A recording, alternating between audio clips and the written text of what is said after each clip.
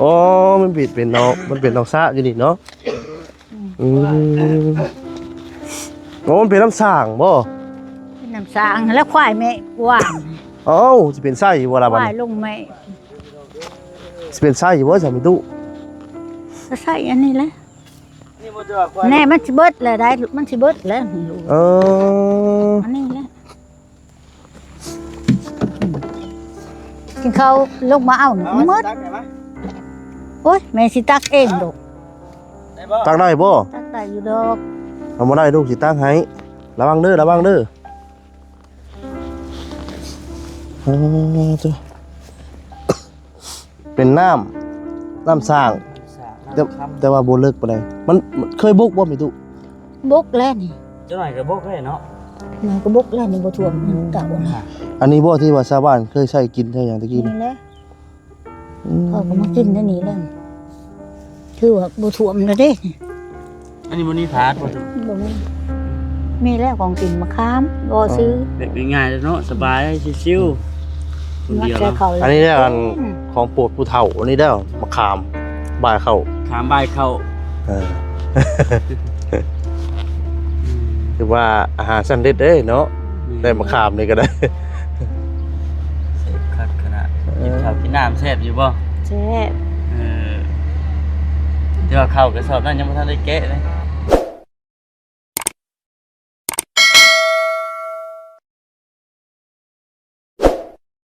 กายฮะ พี่น้องเนาะ บกแห้งแล้วลูกเอ้ย ทักทายสบายดีเด้อเนาะสบายดีพ่อแม่พี่น้องเนาะ14เบ้อสุกูสู่คนพี่น้องเอ้ยตัวมีตู้เราไปตักน้ำพี่น้องเนาะมาล้างถ้วยล้างบ่วงพี่น้องเอ้ยเนาะเพราะว่าน้ำโตที่ว่าทั้งบัสรีเนาะทั้งบัจิตเนาะซื้อมาให้พี่น้องเอ้ยเนาะกันยังหลายแก๊ปยังหลายแพ็คอยู่พี่น้องเนาะไปตู้เราก็จงไว้กินไก่เจอว่าไม่ตู้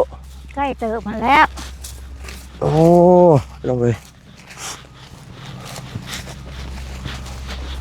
ดินไม่ตู้นี่ฮอดใส่เกาะ อันนี้ก็แม่น นี่ก็แม่นบ่ แม่นแล้วนี่กิน โอ้ รัดต้อยบนเพิ่น ซื้อผ่านเลย แม่น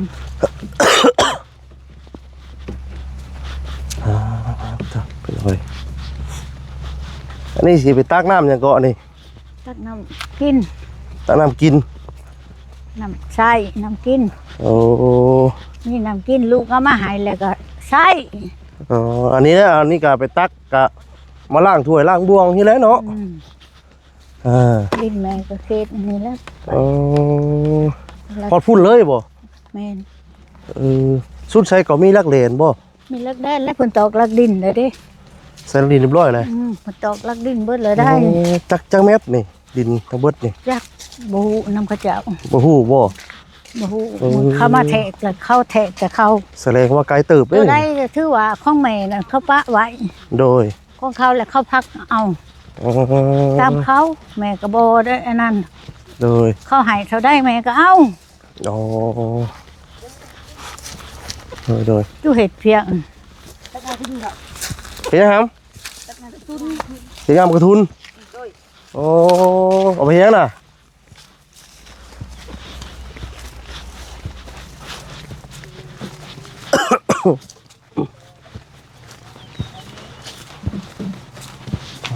ตัว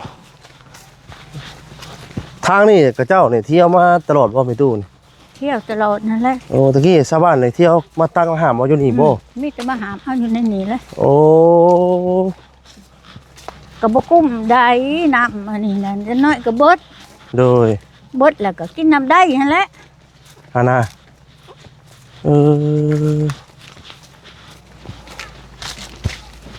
น้ำค่ำบ่ ตัวนี้น้ำค่ำมันแห้ง เป็นที่ใดเนาะพี่น้องเอ้ย พอมันสิแห้งนี่มันคนหลายเหลือเกินเลย เห็นไหม โอ้ย ว่า ดินเด้ ใส่เด้อ บ่เห็นเด้ บ่ย่านบ่ บ่ แล้วตื่นเมื่อกี้ดิโอ้ยโอ้ยเหรอ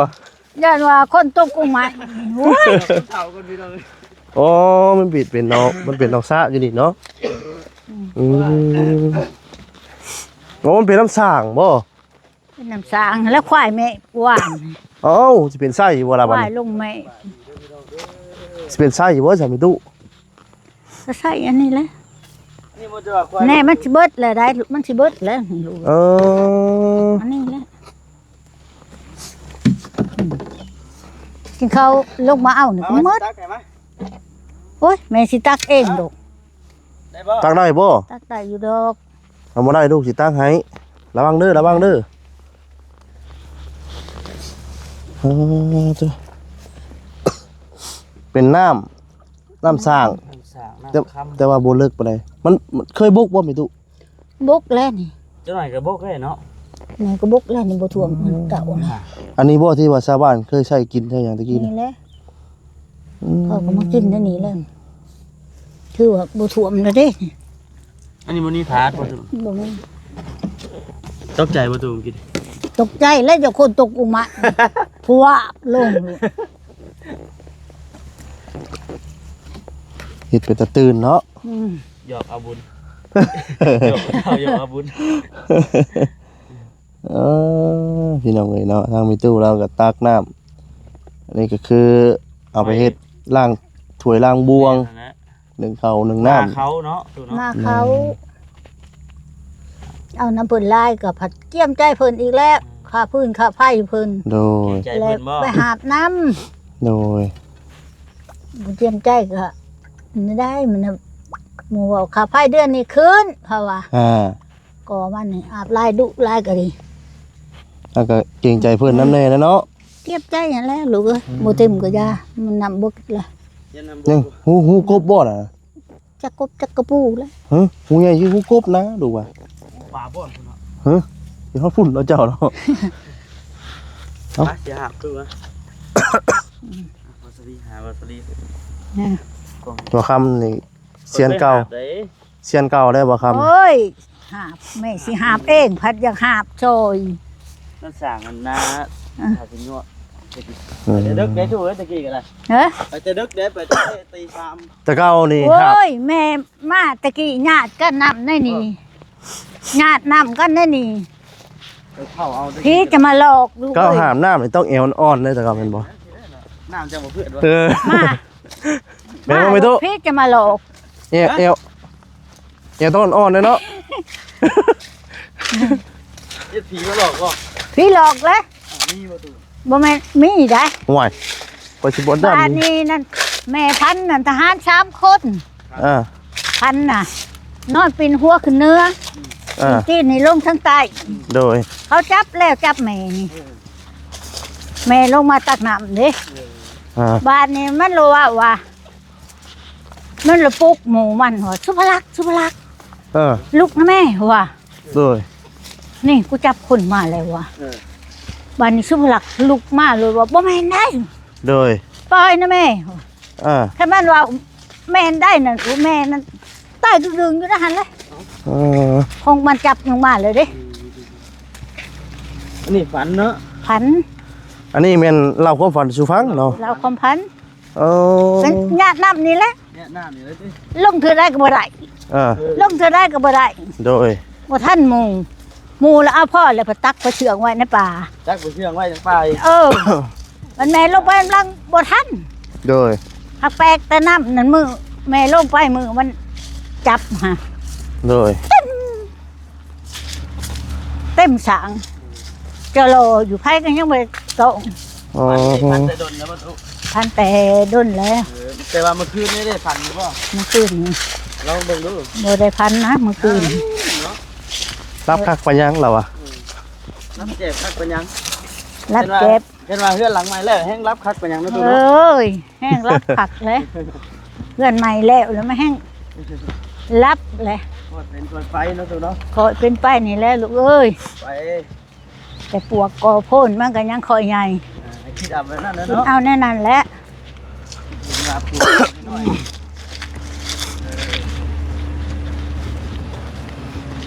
คิดมากเลยคือใช้ปวกแล้วพออยู่ได้ลูก เออ ในจังหวะแบบน่ะเข้าลายโต้เข้ากอโพ่นยังใหญ่ โดย อันนี้คือการคือใส่เลี้ยงลูกใหญ่เบิด บาทนี่ก็ลูกไม่เลี้ยงลูกบ่ใหญ่สิมันหลุดเมื่อยเอาหลุดแล้ว เป็นไก่ที่ใหญ่เบิ่เลยสิ เออ คือว่า เลี้ยงลูกก็ใหญ่เลี้ยงหล้านก็ใหญ่เลี้ยง ไปเนาะลึกค่ำแรกบรรยากาศน้ำเลยแต่วิถีโลกาเลยพี่น้อง ครับน้ำเนาะ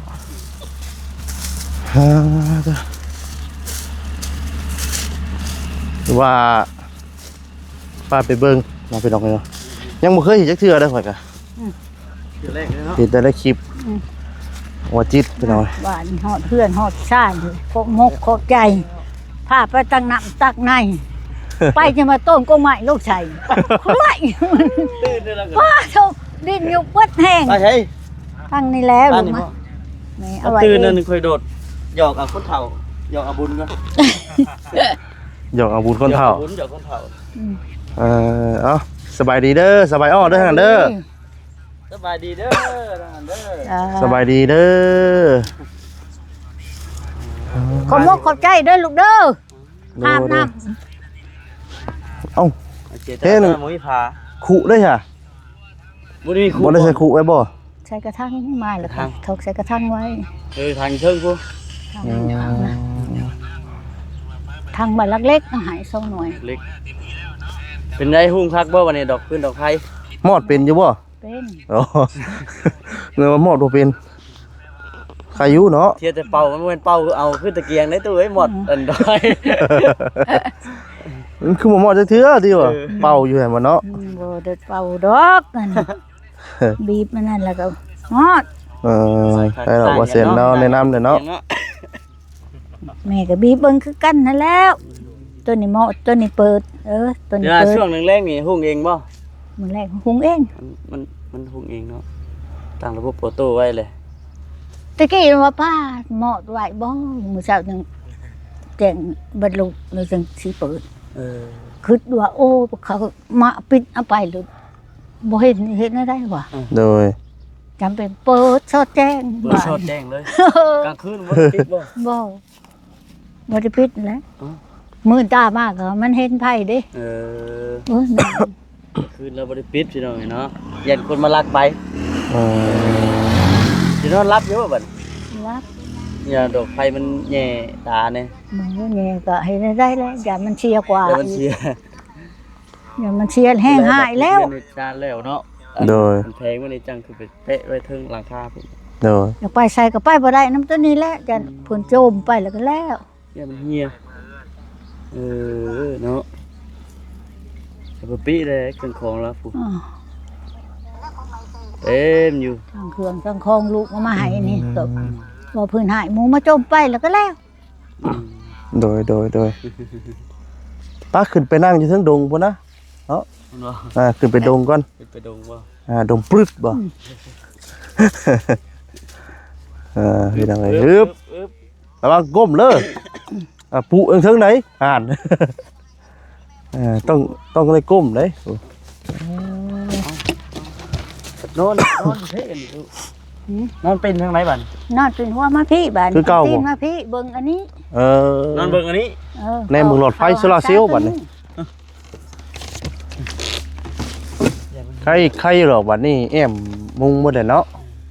ใครถอย บ่ได้ปล่อย ลบมันหั่น นั่งแต่บ่ได้ลบ ใครก็ได้ มุงเองอีกเนาะตุ มุงเอง ได้สิเนาะ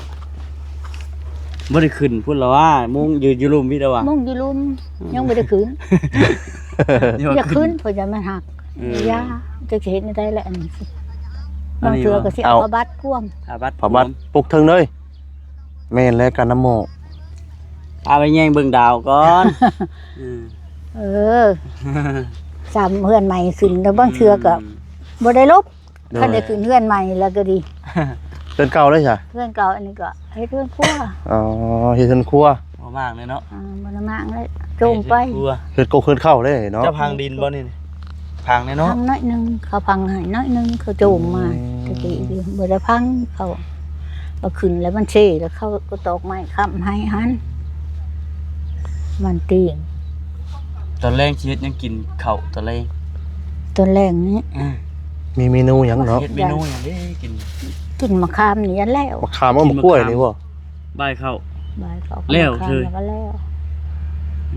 มีแล้วของกินมะขามบ่ซื้อ เด็กง่ายๆเนาะสบายชิว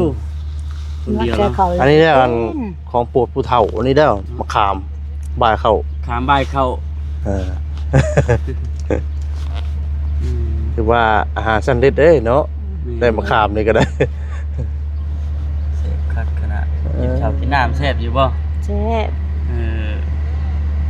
แต่ว่าข้าวกระสอบนั้นยังบ่ทันได้แกะเลย ยัง ยังบ่ทันได้ แต่ แกะ หากินเขาหาเขาชอบนี่ยังไม่ได้แกะ เออเขายังบ่แก่จะเข้าจะเบิ่งหาเบิ่งดูเข้าล่ะจักวันเหนียวแล้วบ่จักบ่ เขานี่นึง บ่ได้นั่นบ่ได้อุ่นบ่ ได้กิน อ๋อเททิพย์นั่นบ่มีบ่บ่ได้ยัดบ่ นี่ติดนี่ก็ยังเต็มก็สิบ่อุ่นสิบ่นึก ก็สิบ่ได้หนึ่งเนาะ ก็สิบ่นึกนะเด้อ ทั่วช่วงนี้นี่บ่ได้ไปทางไหนบ่ บ่ อยู่แต่เฮือนเนาะ อยู่เพื่อนแล้วยันโจร อยากจะ มาโจมเอา อันนี้ก็แห้งคักได้ตัว วันนี้บ่ แห้งคัก เครื่องของในเฮือนในชาตินี่บัดนี้เนาะ ก็มันน่ะเด้ อืม หมอเอาจมไปเบิดแล้วก็แล้ว ก็เลยเนาะ มีจ้อยแล้วเนาะ จ้อยนี่ไปหาในไส้ต้มน้ำแล้ว อ่า ตัวนี้ก็ต้มน้ำแล้วคันจุ่มไป เออเมื่อวานนี่เมื่อวานนี่บ่ได้ไป วันก็บ่ได้ไป โจก่อนเนาะ โดงก็ เงินอ้อยเจ้าไปเอาแล้วบ่ ไปเอาเลย ไปเอาแล้ว ได้เท่าไรเงินน้อย ไป2เซน ได้200,000โอ้ เก่งๆ ได้ เก่งๆ 200,000 เนาะ เนาะถือว่าธรรมดาได้นี่เนาะไปตัดอ้อยจักมือตัดอ้อยน่ะ ตัดมือตัดออกไหลร่วมกัน2มื้อ 2มือได้200,000มือละ100,000โอ้ว่าสุดยอดเลยเนาะผู้เฒ่าเฮ็ดเวียกพี่น้องนะแล้วมือละ100,000 โจก่อนมื้อนี้พักก่อนเนาะ นะ ถ้าเมื่อยถ้ามึนก่อน นี่พออยู่พอกินแล้วก็พัก โดยแม่นแล้วเนาะ ดิ้นร เขา น ชวนไปก็บ่ ช่วงนี้เผากระต๊อบน้อยก่อนเนาะ เอาก็ต้มน้อยนี่แหละว่า โดยกระต๊อบน้อยค่อยหักได้นี่เนี่ย ญาติเพิ่นเอาไปเบิดแล้วพอสิโอ้เสียแห้งลูกเต้าเอามาให้โอ้ยเพื่อสิได้อันนี้จบหนึ่งพุ่นแล้วรอดใต้ โดย เดือนหนึงแล้วเห็นตินั่นแหละพี่น้องสาเหตุที่เรานอนแล้วก็บ่ได้เย็นปิดฮอดดอกไฟใช่ไหม กลางคืนนี่บ่ได้มอดบ่ บ่ เปิดไปเลย เปิดไปเลย อันนี้เนี่ยเปิดอาซาซิเด้อบ่ได้ปิดบ่ ประตู ประตูนี่ ถ้าผ้าห่มอัด ผมอัดไว้อ๋อนึกว่าอาซาซิเลยนะ เอาผ้าห่มอัด ยันว่าย่านได้เนาะ เดี๋ยวเขาบ่เห็นครูอยู่ อ๋อน อนหาแนวบังแน่เนาะ นอนในบ้านบ่ก็ได้นี่ก็เอาขึ้นยิ่งอันนี้ ผู้ใดเอาขึ้นเทิงอีก ตั้งขึ้นแล้วก็มัด ตั้ง แค่อันนี้อีก อ๋อขึ้นมาฟาดไว้เทิงนี่ มัดกัน อืม ก็แล้วพี่น้องเนาะอยู่คนเดียวแล้วผู้ใดเว้นนี่คือว่าเห็นหลานน้อยมาดิดน้ำบ่ มื้อนี้ช่องลบเด้ ต้องรบเลย ช่องลบ เพิ่นมาดินน้ำบ่ มาเล่นน้ำ ลูกของลูกสาวเจ้าบ่ ลานของลูกของลานลูกเล่นนะ เลน เลน เรียกว่าเล่นแล้ว ลูกหลานเลนเนาะเลน ลูกเล่าน่ะก็เป็นลานเด้แม่มันน่ะเป็นลานคอย เลน นี่เล่น เลนอันนี้เนาะ เล่น จะมีลูกมีเด่น ตะกี้น่ะอันน้อยๆอันนี้ก็บ่ให้มา เนาะตะกี้นะ อืมบ่แม่นแม่เฒ่าชู เอาบัดลูกเราเลยอยู่น้ำเดียวกันบ่ ลูกก็อยู่น้ำเดียวนะ อืม ลูกก็พังความแล้วก็บ่มา ทางคอนก็บ่มา เขาว่าคือบ่ไปนอนนะแม่เฒ่าก็บ่ปา โดย มันนอนผู้เดียว ทางหมอลำมันเลยอวบๆเนาะ โยตัวนี้น่ะ ขาดบ่ได้ ขาดบ่ได้แล้วตัวนี้น่ะ อ่า แต่ผู้เจ้ารับปะกับมันปากผู้เดียวมันก็ เพิ่นบ่เมื่อยบ่เนาะ พอดีโจรพังแล้วก็เล่าบ่ได้นอนได้อันนี้ อ้อมๆอยู่ที่บ่ อมดูเฮ้ยสิไปได้ แต่จริงแล้วเรานอนแต่โดน เบิ่งแทนรับเลย เนอะ อันนี้ปะ ปัก อ้อม มัน ๆ จะออกพลังอังกฤษก็ยามันแหละว่ะ ยามันดิ เอ้า ตัวนะตัวโจรเนาะ ตัวโจร เพื่อน นี่ เพื่อนของเงินผู้เฒ่าพี่น้องเนาะหมอล หมอล ำ เปิดพอได้พังพอได้บ่ได้พรแล้วว่าผู้เดียว บ่ดอ นี่ ก ว่าปิดประตูแล้วพรโอ้ย ไปเนาะนางบ่ได้เนาะ แต่ไปหันไปนี่หมู่ว่าฝนบ่ อืม เห็นว่าฟ้อนผู้เดียวเนาะ ว่านนี่ก็เข้ามาแผ่บุญก็พากไป อืม แผ่ดองก็พากไป ไป พากไปว่านกัน อืม เจ้าพี่น้องเนาะ พี่น้องเอ้ยรอบคำรอบเลง อืม รอบคำรอบเลงพี่น้องเอ้ยเรามาเห็นมัน ถือว่านี่ก็เต็มตึ้งเลยมื้อนี้เนาะป๋อเต้ก็เต็มจนสิบ่มีหมองนอนเราก็ได้ เต็มกับลูกมาแล้วมาสวยเต็มคนลูกมันมาสวยก็อดกว่า อยู่ในกิน แนวดูแนวกิน โอ้เราปลาไว้นี่เบิด มันยังก็มีตั้งแต่ลูกเอามาสวย โดย สาธุบุญลูกเอ้ย มันเป็นเก็ตนั่นนี่คือบ่ได้คือบ่เอาลงไว้ลุมตุ เจ็ด กล่อง เจ็ด โฟม เกิดอันนี้นะ โดย เอาลงลุมเขาเอาไปได้ลูก โอ้ย่านคนเอาไป โอ้ เบิดแล้วบ่ได้มีหยังบ่ในเก็ดน่ะเก็ดเปล่าบ่ เกิดมีของกินเล็กน้อยแล้วใส่ อ๋อ แล้ว สิแห้งบ่ ไว้ยันอันนั้นยันแมวดิ อ๋อ แล้วก็หันแล้วก็อัดไว้แล้วก็หาเพียงเต้งแล้ว โดย มาสั่นบ่ได้ยังแมวเลยเพราะแมวมาก็เพราะมาได้ดงมาแต่พุ่นขึ้นโลด อืม บ่คือตำเนาะ อืม แมวก็ติดแต่บ่ลงเฮือนพอละเอิ้นบอกผู้เจ้าแมวอักษาเด้อโจรเจ้าพุ่นคันว่าข่อยเว้าอ้าวเบิ่งแล้วแม่เพิ่นว่าแท้ๆได้เพิ่นว่าแท้ๆได้แท้ๆก็เฮ็ดได้น้องมันบอกมันโตไว้บ่ดีก็มันกินแล้วก็แล้ว แต่ว่าเงาแล้ว ระวังเอาเอง คัดพี่น้องเนาะ อ่าเต้าเนาะถือว่าเต็มตึ้งเอาที่นอนใหม่กับถ้าได้ปูถ้าได้ตุ้มใช่เนาะตู้ผืนเก่าอยู่ช่วงนี้ ตุ่มพื้นเก่าอยู่ เอาไปตุ้มบัดขึ้นเฮือนใหม่บ่ ไว้ตุ่มมาคืนเฮือนไหมก็มันนาวเอาเรียกตุ่มได้ ตุ้มบ่ได้เนาะ ตุ่มแล้วก็พับไว้คือเก่าหั่นแหละ อืม คันบ่พับบ่มีบ่มองอยู่เด้ มันสิแคบเนาะ โอเค โดยเต็มตึงเลยกลางมุ้งอยู่บ่นอนคืน กลางแล้ว ยุงหามเลยเนาะ กลางคือตู้ก็มันปลุกอัตนานี่แหละฉันก็เบิดแล้วคันบ่กลางมาใส่หัวก็ได้นี่แล้วก็เอาใส่แล้วก็นอน แน่นอนเลย เพ เนาะ ราะมันแคบเด้ โอเค มันสิเอาลงมาพี่ก็ลงบ่ได้ เอาซ้ำที่ว่ามันกลางได้ เอาซ้ำกลาง เอา ได้ บ่กับวิดหัววิดตีนกันก็พอ วิจารณา หนาแล้วพ่อ ตีนยาพัน ตีนห่มผ้าเด้ ตุ้มหาวโอ้ปิดปกแต่หน้าพอ พกจะหนาพ่อ ขับเทพจะเกิดพี่น้องเนาะ เจ็บดิ เนาะ ทำเพิ่น กะสิ แน่นะ กวางพุ่นกับนอนพุ่นกับบ่ได้เบิดเครื่องเต็มเขา แล้ว เนาะ เข้าบ้านนี่เพิ่น หมดว่าพี่บัดผ้าห่มที่นอนอีกเนาะอยู่ในคลินิกน้ำในอีกบาดนี่ พอห่ม